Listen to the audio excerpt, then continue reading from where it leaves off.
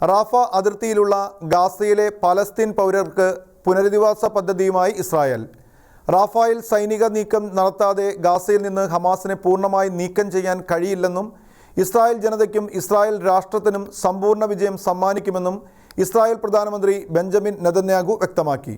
Hamas തീവ്രവാദികളെ ലക്ഷ്യമിട്ട് Gaza Egypt അതിർത്തിയായ റാഫയിൽ ഇസ്രായേൽ നടത്താൻ പോകുന്ന സൈനിക നീക്കത്തിന് മുൻപ് റാഫ അതിർത്തിയിൽ അഭയം തേടിയിരിക്കുന്ന പാലസ്തീൻ പൗരന്മാരെ ഗാസ സ്ട്രിപ്പിന്റെ മധ്യത്തിൽ ഇസ്രായേൽ നിർമ്മിക്കുന്ന മാനുഷിക ദ്വീപുകൾ എന്ന് വിളിക്കുന്ന ഹ്യൂമാനിറ്റേറിയൻ ഐലൻഡുകളിലേക്ക് മാറ്റുമെന്ന് ഇസ്രായേൽ സേന വ്യക്തമാക്കി.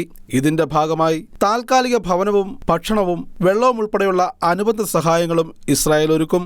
റാഫ അതിർത്തിയിലെ സൈനിക നീക്കം എന്ന് നടക്കുമെന്ന് സൈന്യം വ്യക്തമാക്കുന്നില്ല. വടക്കൻ ഗാസയിൽ നിന്നും മധ്യ ഗാസയിൽ നിന്നും പലായനം ചെയ്ത 1.4 ദശലക്ഷം ആളുകൾ റാഫ അതിർത്തിയിൽ അഭയം തേടിയിട്ടുണ്ടെന്നാണ് UN റിപ്പോർട്ട് ചെയ്യുന്നത്. റാഫ അതിർത്തിയിലെ ഇസ്രായേൽ സൈനിക നീക്കം വിനാശകരമാകുമെന്ന് UNഉം US മുന്നറിയിപ്പ് നൽകുന്നു. ഹമാസ് നേതൃത്വ നിലയിലുള്ള ഭീകരർ ഇപ്പോഴും ഒളിവിലാണ്.